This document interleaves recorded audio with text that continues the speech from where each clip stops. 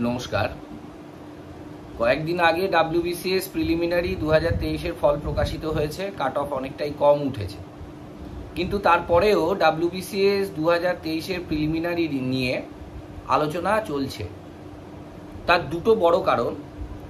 একটা হচ্ছে যে পরীক্ষার যখন অ্যাডভার্টাইজমেন্ট বেরিয়েছিল তখন ইডাব্লিউএস এই ক্যাটাগরিতে পরীক্ষার্থীদের আবেদন করার সুযোগ ছিল, কিন্তু যখন প্রিলিমিনারির কাট অফের ডিটেলস দেয়া হচ্ছে পিএসসির তরফ থেকে, তখন সেখানে অন্যান্য ক্যাটাগরিগুলোর উল্লেখ থাকলেও ইডাব্লিউএস ক্যাটাগরির কোনো উল্লেখ নেই আলাদা কোনো কাট অফের।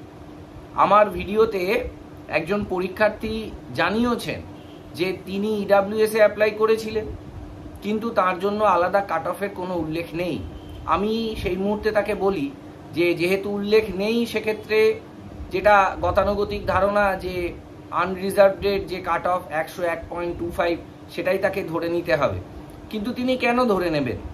আমি তারপরে তাকে পরামর্শ দিই যে মেল করার জন্য, এবং তিনি তার মধ্যে মেলও করেন পিএসসিকে।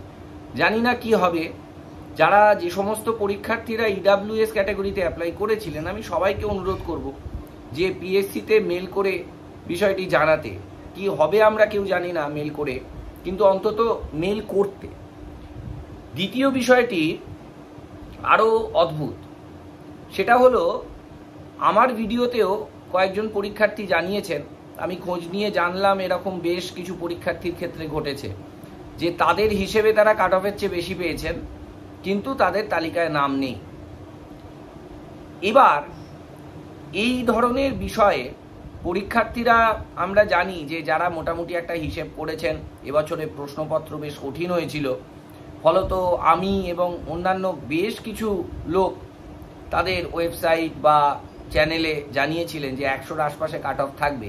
সুতরাং যিনি 105 বা 10 স্কোর করেছেন তিনি তো মেনের প্রস্তুতি নেওয়া শুরু করে দিয়েছিলেন, এবং এখানে এটা প্রতিযোগিতামূলক চাকরির পরীক্ষা, বয়সটাও একটা ফ্যাক্টর, অনেকেরই হয়তো শেষ সুযোগ।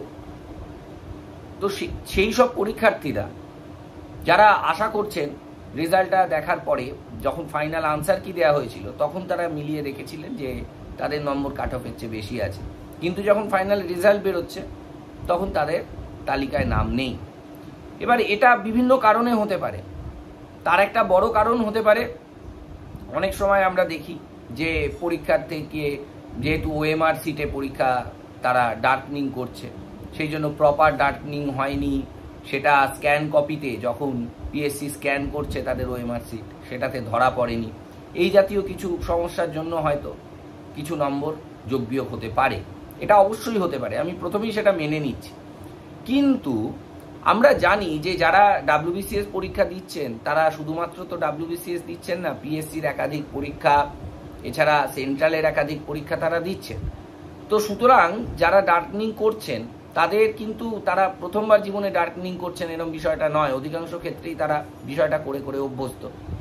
তো সেই জন্য এই যে আপাত যুক্তি আসতে পারে অথরিটির তরফ থেকে, এটা এবং পরীক্ষার্থীদের যে নিজস্ব কনফিডেন্স, সেই জায়গা থেকে, যেমন আমার ভিডিওতে যিনি লিখেছিলেন তাকে আমি জানাই যে পিএসসিকে মেল করে বিষয়টা জানাতে।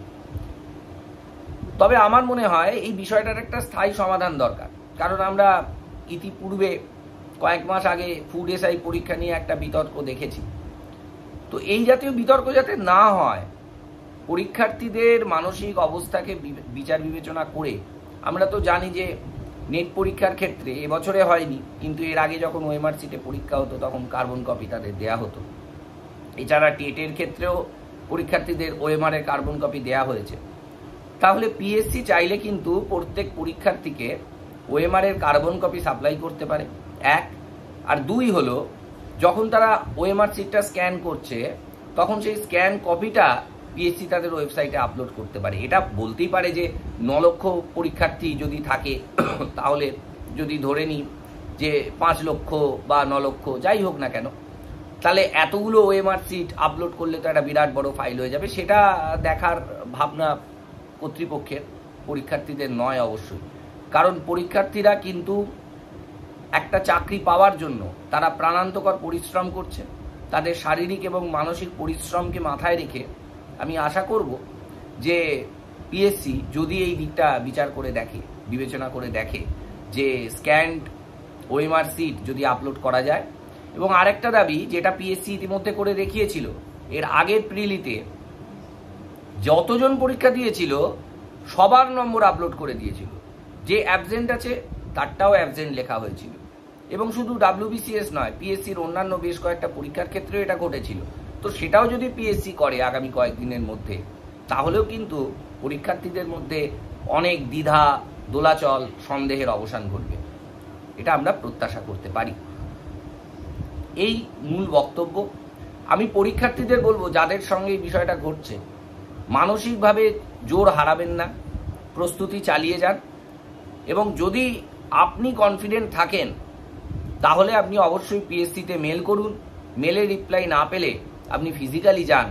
আপনার মতন যারা আছেন সবাই মিলে আপনাদের বক্তব্য, আপনাদের কথা কর্তৃপক্ষের কানে পৌঁছে দিন। এবং আমার মনে হয় যে বিষয়টার মধ্যে একটা স্বচ্ছতা প্রয়োজন। এত লক্ষ পরীক্ষার্থী পরীক্ষা দেন, এবং একটা সময়ের পরে এই সময় যে চাকরি বাকরির যা অবস্থা, তাতে আমার ছাত্রছাত্রী সম যারা পরীক্ষা দিচ্ছেন তাদের জন্য আমি এই ভিডিওতে বলছি যে অবশ্যই কিন্তু এই বিষয়টায় স্বচ্ছতা প্রয়োজন। কারণ যত দিন যাচ্ছে পরীক্ষার্থীর সংখ্যা বাড়ছে, চাকরির সুযোগ কিন্তু কমছে। সেই জন্য অবশ্যই কার্বন কপি দেওয়া এবং ওএমআর যে স্ক্যান করার পরে আপলোড করা, এই বিষয়গুলো যদি করা যায় এবং যতজন পরীক্ষা দিয়েছে সবার নম্বর আপলোড করা, তাহলে বোধহয় পরীক্ষার্থীদের সঙ্গে কর্তৃপক্ষের এটা তো কোনো বিবাদের সম্পর্ক হতে পারে না। সেই জায়গাটা, সেই সুন্দর মধুর সম্পর্কটা বজায় থাকবে, এটাই আশা করা যায়। আর ইতিমধ্যেই বেশ কিছু ছাত্রছাত্রীরা তারা নিজেরা ইউনাইটেড হয়ে তারা কিন্তু সংঘবদ্ধভাবে পিএসসিকে মেল করছে। তো আমার মনে হয় যে শিক্ষক হিসেবে আমার ছাত্রছাত্রী সম যে সমস্ত পরীক্ষার্থীরা পরীক্ষা দিচ্ছেন, তাদের প্রতি আমার অবশ্যই সমানুভূতি রইল। ধন্যবাদ। এগিয়ে চলুন।